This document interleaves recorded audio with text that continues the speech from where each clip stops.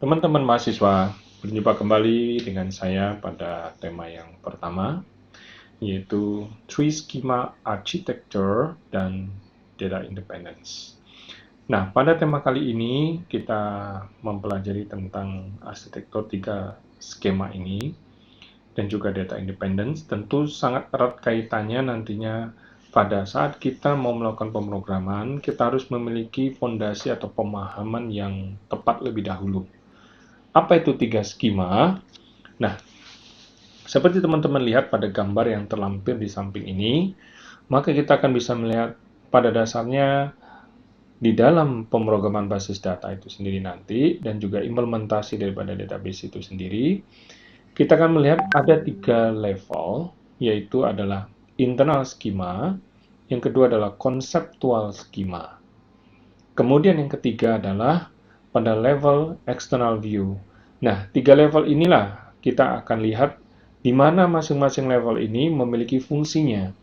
Internal schema akan lebih pada DBMS itu sendiri, bagaimana berinteraksi dengan physical storage itu sendiri.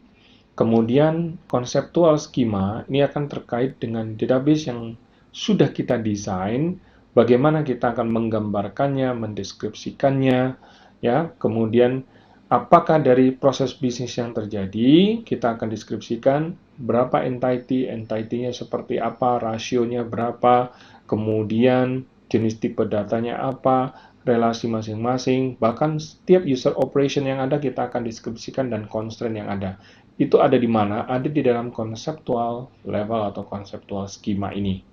Dan pada level yang mendekati end user ini kita akan lihat adalah external view.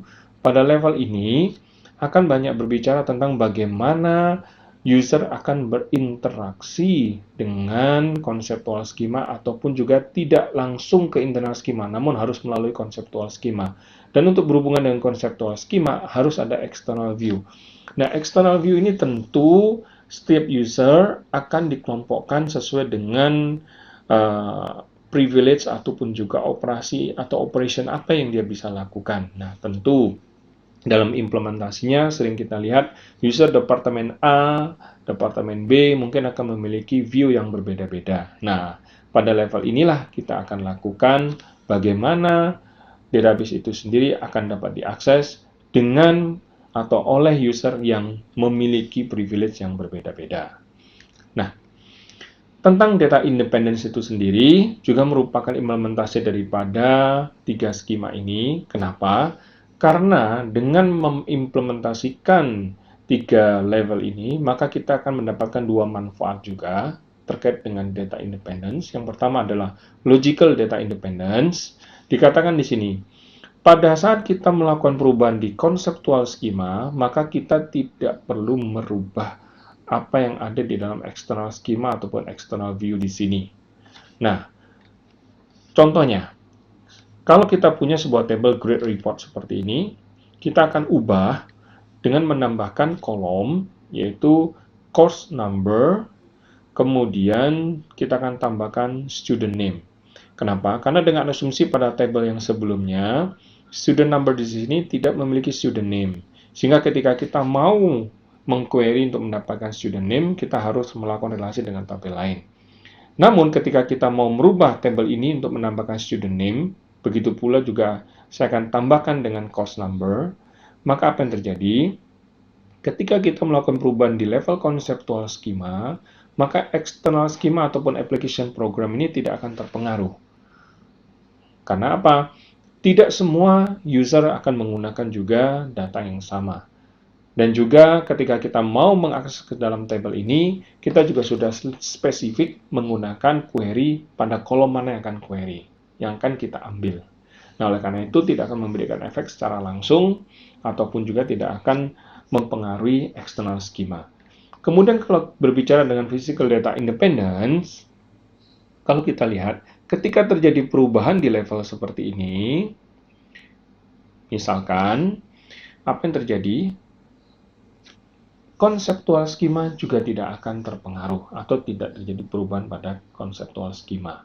Nah, sebagai contoh ketika saya punya table section, kemudian saya akan tambahkan kolom semester and year. Maka pada saat kita menambahkan dua kolom ini pada tabel ini, maka pada saat kita mengimplementasikan di internal skema, demikian pula pada konseptual skema juga tidak akan terpengaruh secara langsung. Sebenarnya pada saat kita mendesain di konseptual skema, semester and year ini adalah mungkin ada di dalam tabel lain. Tetapi karena ada keperluan supaya kita bisa mengambil data itu lebih cepat, maka kita akan tambahkan dua kolom ini sebagai redundancy. Tetapi secara konseptual tidak ada pengaruh sama sekali. Nah, pada saat secara internal skema kita bisa tambahkan ini dengan tujuan apa? Untuk supaya pada saat kita melakukan query lebih cepat. Nah, praktek-praktek ini kita akan lihat implementasinya akan jauh lebih dalam nantinya di dalam pembukaan basis data. Ini adalah teori dasar bagi Anda sebelum masuk ke dalam pemrograman. Anda memahami ada yang namanya tree schema architecture. Kemudian setiap tree schema ini akan memiliki benefit, yaitu logical data independence dan physical data independence. Demikian yang bisa saya sampaikan. Nanti kita akan berjumpa pada kelas tatap muka online. Silakan Anda ikuti di e-learning dan persiapkan diri Anda untuk mengikuti perkuliahan lebih lanjut. Terima kasih.